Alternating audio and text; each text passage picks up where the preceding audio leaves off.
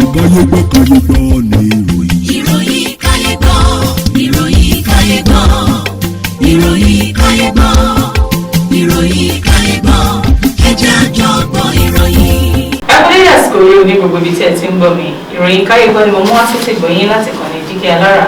Orúkọ mi ni Olúwafúnmiláyọ̀ Adéṣẹ́wọ́. Ṣáájú ẹgbẹ́ kókó tó wà nínú ìròyìn ọ̀hún. Àwọn ọlọ́pàá kò tíì mọ ohunkóhun nípa òkú ọmọbìnrin tí wọ́n rí ní òpópónà Àbújá. Obìnrin kan ní ìpínlẹ̀ Anambra ṣe ọmọ ọ̀dọ̀ ọdún mọ́kàndínlógún báṣubàṣu látàrí ẹgbẹ̀rún márùndínlọ́gbọ̀n náírà tó sọnù. Ní ìpínlẹ̀ Niger, wọ́n ní kí wọ́n ṣekú pa ọkùnrin ẹni ọdún mọ́kànlélọ́gbọ̀n kan nípa yíyẹ igi fún un. Bàbá ọlọ́mọ méje kan ni ọwọ́ ti tẹ̀ lórí ẹ̀sùn pé ó ń ṣekútọ̀ pẹ̀lú àwọn ọmọ kéékèèké ní ìpínlẹ̀ Niger. Ọ̀dọ́ kan ti wà ní àkàtà àwọn ọlọ́pàá lórí ẹ̀sùn pé ó jí ọ̀dọ́mọkùnrin ọdún mọ́kànlá gbé ní ìpínlẹ̀ Yobe tí ó sì gbẹ̀mí rẹ̀. Kí tó tẹ̀síwájú nínú ìròyìn ọ̀hún, ẹ jẹ́ kí adé òkè lọ́hùn fún ìpolówó ọjà. Ọ̀tọ̀ tí aráyé fẹ́. Prison 24 TV láyé sọ. Àtúntò àrèrè pàkó yí bàbá màgánà, àǹfààní ńlá ló wọlé tọ̀ wá wáyé o. Àǹfààní láti darapọ̀ mọ́ iléeṣẹ́ amóhùnmáwòrán àti rédíò orí ẹ̀rọ ayélujára kan nílẹ̀ yìí. Prison 24 TV, Yegi alára rédíò tó kalẹ̀ ká sílùú Ìbàdàn. Iléeṣẹ́ tẹlifíṣàn tí wọ́n mọ̀ mọ́ àwọn ètò àtàtà lóríṣiríṣi ni. Àǹfààní ńlá rèé o fún gbogbo ẹni tó ní ẹ̀bùn àti ọgbọ́n àtinúdá láti wá fi ẹ̀bùn tiyín náà hàn. Kẹ́yìn náà lè di ìlúmọ̀ọ́ká gbóhùnsáfẹ́fẹ́. Akọ́ṣẹ́mọṣẹ́ agbóhùnsáfẹ́fẹ́ lédè Yorùbá pọ́nbélé àti Gẹ̀ẹ́sì ni wọ́n ní. Tàbí akọ̀ròyìn àti akàròyìn eré ìdárayá àti bẹ́ẹ̀ bẹ́ẹ̀ lọ lédè Yorùbá àtèdè Gẹ̀ẹ́sì. Ayàwòrán cameraman. Aṣàwòrán pọ̀ editor. Onímọ̀ nípa ìwádìí ìtàn documentary researcher. Onímọ̀ nípa ìpolongo ọjà lójú òpó ayélujára. E-marketer àti akọ̀wé secretary. Àǹfààní tún wà fún ẹni tí ò tí ì máa gbóhùnsáfẹ́fẹ́ ya àwòrán so àwòrán pọ̀ àti bẹ́ẹ̀ bẹ́ẹ̀ lọ ṣùgbọ́n tó gbàgbọ́ wípé o lè kọ́ṣẹ́mọṣẹ́ lórí ẹ̀. Àwọn nọ́mbàs wọ̀nyí ni kẹ́ ẹ pè fẹ́kúnrẹ́rẹ́ àlàyé o 0705 058 0241 àti 09039893895. tàbí kẹ́ WhatsApp nìkan sórí +1347 285 7401. lórí Facebook, Instagram àti Twitter ẹ kàn sí @prism24tv. wá lo ẹ̀bùn tiẹ̀ náà níbi táyé ó ti gbà ọ́ ní Prism 24 TV Yegi alára rédíò. a máa retí yín o. Prison 24 TV, Yegi alára rédíò ní gbogbo àwọn tó dá mọ̀ ń gbọ́. Prison 24 TV, Yegi alára rédíò ní gbogbo àwọn tó dá mọ̀ ń sọ. Tẹlifíṣàn kan àrà ọ̀tọ̀ tí aráyé ń fẹ́. Prison 24 TV láyé sọ. Ó ti akájọ tẹ̀ síbi táyé ti tẹ̀ sí ó yá. Prison 24 TV láyé sọ. Ẹ káàbọ̀ padà láti òkè lọ́hùn-ún. Ìròyìn ọ̀hún rèé lẹ́kùnrẹ́rẹ́.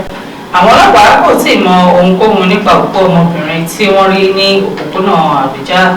Iléeṣẹ́ ọlọ́pàá tí olú ìlú ilẹ̀ wa Àbújá ní ọjọ́ Ẹtì Friday sọ pé wọ́n ti bẹ̀rẹ̀ ìwádìí lórí òkú ọmọbìnrin kan tí wọ́n rí ní ìkóríta Mápẹ̀ ní ìlú Àbújá.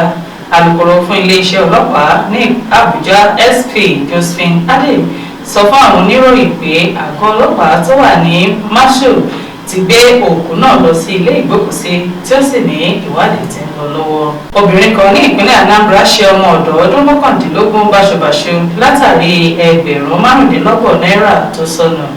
Ìjọba ìpínlẹ̀ Anambra láti ọ̀dọ̀ àjọ tó ń rí sí ọ̀rọ̀ obìnrin àti ìgbáyégbádùn wọn ti dóòlà Chidebere Oteyi, ẹni tó ń fojú winá ìwà ipá abẹ́lé tí ó jẹ́ olùgbé Ezinife ní ìjọba ìbílẹ̀ Àgùtà ní ìpínlẹ̀ náà.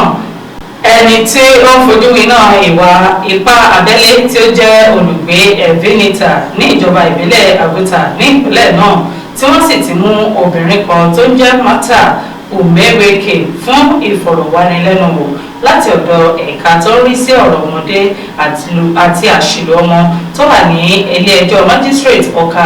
Gẹ́gẹ́ bí ìròyìn tó jáde ní ọjọ́ Ẹtì Friday láti ẹnu Chidinma Ikeyowu tí ó jẹ́ alámòjútó ètò ìròyìn fún kọmíṣánná fún àwọn obìnrin ní ìpínlẹ̀ náà Ife Obinabo, ó ní dídòòlà ọmọ yìí àti mímú afurasí náà ló wá láti ọwọ́ àjọ náà.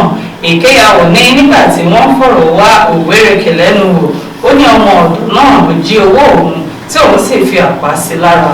Obinabo tí inú rẹ̀ kò dùn sí ìjàmbá tí Òwérèkè ṣe sí ọmọ náà lára nípò nílọ láì jìyà ẹ̀ṣẹ̀ tó ṣe. Ìpínlẹ̀ Niger wọ́n ti ní kí wọ́n ṣekú pa ọkùnrin ẹni ọdún mọ́kànlélọ́gbọ̀n kan nípa yíyẹgi fún un.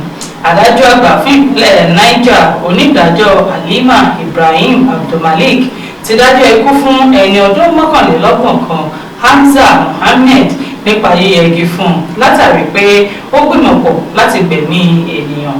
Nígbà tí ó ń gbé ìdájọ́ rẹ̀ kalẹ̀, ó ní ìgbìmọ̀pọ̀ láti gbẹ̀mí ènìyàn tàpá sí òfin ilé wa tí ó sì ní ìjìyà nínú. Èyí ni Hamza Mohammed jẹ̀bi tí ó sì gbé ìdájọ́ rẹ̀ kalẹ̀ láti lọ yẹgi fún un. Adájọ́ náà ní olùjẹ́jọ́ ni kò lè fìdí rẹ̀ múlẹ̀ fún ilé ẹjọ́ pé ó jẹ̀bi ẹ̀sùn èyí tí wọ́n fi kàn án. Bàbá ọlọ́mọ méje kan ni ọwọ́ ti tẹ̀ lórí ẹ̀sùn pé ó ń ṣe kò tọ́ pẹ̀lú àwọn kéékèèké ní ìpínlẹ̀ Niger. Iléeṣẹ́ ọlọ́pàá ní ìpínlẹ̀ Niger ti mú ọkùnrin kan ẹni ọdún 53 tí wọ́n fura sí Abdullahi Iman tí ìnagijẹ rẹ̀ jẹ́ Haba fún ẹ̀sùn ìwàkuwà àti ṣíṣe kò tọ́ pẹ̀lú àwọn ọmọ kéékèèké. Gẹ́gẹ́ bí agbẹnusọ fún iléeṣẹ́ ọlọ́pàá ṣe sọ, ọkùnrin náà ṣe àpàtẹnujẹ́wọ́ pé òun máa ń ṣe kò tọ́ pẹ̀lú àwọn ọmọ kéékèèké tí ọjọ́ orí wọn kò ju ọdún 6 sí 11 lọ, yálà ọkùnrin tàbí obìnrin. Ó ní òun ti wà nínú ìwà yìí láti oṣù kẹta ọdún 2024. Ó tẹ̀síwájú pé òun ní ìyàwó tí òun sì bí ọmọ 7. Ṣàdédé ni òun bá ara òun nínú ìwà láabi yìí. Wọ́n ti taari afurasí náà sí àjọ ọ̀tẹlẹ̀múyẹ́ LCID Minna fún ìwádìí tó lóòrìn, tí wọ́n sì ti kó àwọn ọmọ tó lùgbàdì rẹ̀ lọ sí ilé ìwòsàn fún àyẹ̀wò àti ìtọ́jú tí ó péye. Ọ̀dọ́ kan ti wà ní àkàtà àwọn ọlọ́pàá lórí ẹ̀sùn pé ó jí ọmọkùnrin ọdún 11 gbé ní ìpínlẹ̀ Yobe tí ó sì gbẹ̀mí rẹ̀. Iléeṣẹ́ ọlọ́pàá ní ìpínlẹ̀ Yobe ní àwọn ti mú ọ̀dọ́mọkùnrin ọdún 19 kan fún ẹ̀sùn pé ó jí ọmọdékùnrin ọdún 11 gbé tí ó sì gbẹ̀mí rẹ̀ ní ìjọba ìbílẹ̀ Guba ní ìpínlẹ̀ náà. Kọmíṣánná fún ọlọ́pàá Ahmed Garba tó fi èyí léde fún àwọn oníròyìn ní afurasí náà ṣe àpàtẹnujẹ́wọ́ pé òun béèrè ẹgbẹ̀rún lọ́nà ẹgbẹ̀ta náírà lọ́wọ́ àwọn òbí ọmọ náà, ṣùgbọ́n tí wọn kò rí owó náà kó sílẹ̀. Kọmíṣánná náà ní afurasí ọ̀hún ló tẹ̀lé fún ọmọ náà jẹ tí ó sì yọrí sí pípàdánù ẹ̀mí rẹ̀ tí ó sì lọ gbé e sin. Ní báyìí afurasí náà ti wà ní àkàtà àwọn ọlọ́pàá fún ìwádìí. Oníjọba ìlọ lórí ìròyìn Kayegbo fún títọ̀ ní orúkọ mi lẹ́ẹ̀kan sí òun ni Olúwafúnmiláyọ̀ Adéṣẹ́wọ́. Káfíńrí pàdé o. Kayegbo ni ìròyìn. Ìròyìn Kayegbo, ìròyìn Kayegbo, ìròyìn Kayegbo, ìròyìn Kayegbo.